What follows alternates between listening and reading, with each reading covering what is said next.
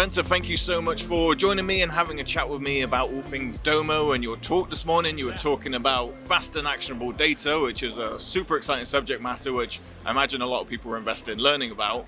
When you were giving the talk, you kind of ran out a little bit of time near the end when you wanted to go into a little bit more detail about use cases. So could you tell us a couple of those that you really wanted to get to that you didn't get a chance to?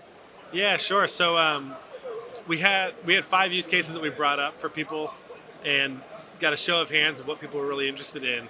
And the one that people were most interested in that we didn't get to was forecasting mismatches in the future of supply and demand, of inventory, if you're that kind of a company, or your talent personnel, if you're engineers or professional services, or of cash for either or, of different SKUs or of different specialties and different geographies, things like that. And that was one that got a whole lot of people raising their hands, and they were very intrigued by it. Obviously, especially as we get into the last couple of years and the next couple of years where we're having some fun with inflation and supply chain questions and things like that, that kind of ability to forecast where you're going to have trouble and to be able to step in advance to take good steps rather than last second panic steps can be a really big deal. And so that was one that we chatted a little bit about. And another one that people were really interested in was how do we get to a point where we're delivering personalized content marketing, where for each person we're delivering them the content that is relevant for them, as opposed to just kind of the broad brush message for everybody. So just speaking briefly on the first one of the things that we do there is we'll bring in all of your marketing and all of your sales data and do some econometric or statistical forecasting. AI and ML is the more popular word for it now, where we look at what is your sales going to be going forward in the future, and we'll help you build in, okay, if you're selling this is probably what you need to deploy in terms of talent or in terms of material to service that. And so therefore, what's the demand that you're going to have in this location, that location, and the others, by different products, by different personnel. And then we marry underneath that, well, what kind of talent or what kind of inventory do you have available, and when is it going to be coming online?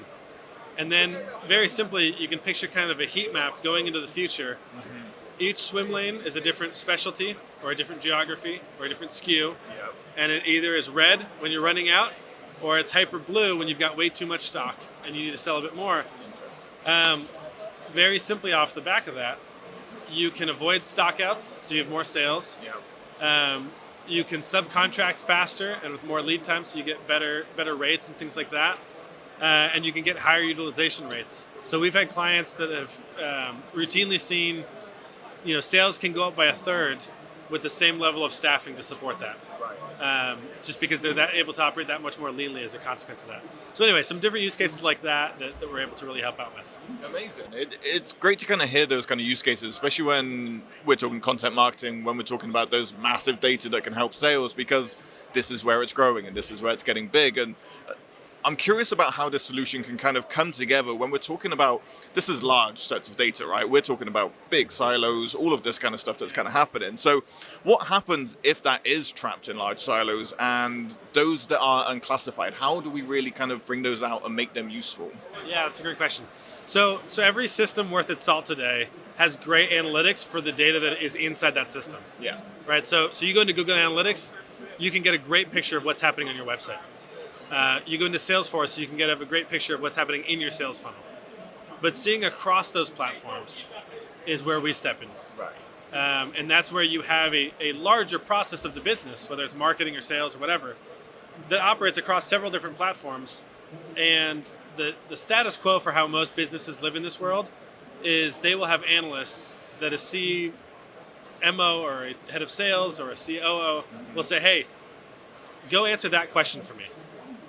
And they'll go dig in, get an extract from here, pull it together, and look at one piece of the business over one period of time and come up with an answer. That answer might be, hey, we're totally fine, or it might be, oh no, we have a problem, in which case you fix it. The great thing about Domo is that it automates connectors to over 1,000 different systems and to any on-premise data you have or any emails that people are sending over. All of that becomes automatically ingested in. We combine it all in a structure that rationalizes all of that. And then those analyses that you might have done ad hoc here or there every once in a while are now automatically running for all of those different questions all the time. And so all of a sudden you're like, oh, okay, these areas that we had concerns about, we're fine. Yeah. These areas we had concerns about, we have big problems. Yes. And over here, where we thought we were fine, we actually have some problems. And so it just allows you to identify where you have problems, where you need to fix them, and on an ongoing basis with the business, where things are surfacing, or where best practices are emerging. Yeah. And you can learn from that and distribute it across the rest of the business. So that's really the sweet spot of Domo is not analytics within any one platform or not any ad hoc analysis to ask a question one time, but operationally, I want to know the health of this entire process across all these different systems. Yeah. Domo's your system for that. Amazing. It's extremely exciting when you kind of put it into that context in terms of the business benefit use that people can see going forward. And just to kind of wrap up here as we finish up, how are you looking forward to this over the next coming year, 2 years, 3 years? Where do you see the true benefit for all size organizations? Yeah, so that's a great question. So we're at a conference for big data and AI and so on and so forth. Yeah. Maybe 10% of businesses actually do anything in that space. True. Most businesses have lots of data. Their core competency is not data. Yeah. They might be healthcare, it might be engineering, it might be whatever, might be making great soap. Yeah. But Domo steps in and helps bring them to a certain level of maturity where for the first time they're able to just see what's going on across their business. But then the next step after there is, hey, you've got now a structured, very rich, very comprehensive data set. Yeah. And now we can start to plug AI and ML on top of it. And we don't have to have a massive amount of cost. Right. The 95% of the cost is usually just getting the data together and normalizing it. We've done that.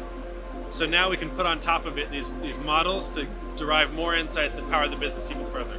Amazing. All right, exciting stuff, and I'm excited to see the future. So, Spencer, thank you for chatting to me. It's been great today. Yeah, thank you very much. Thanks Appreciate the time.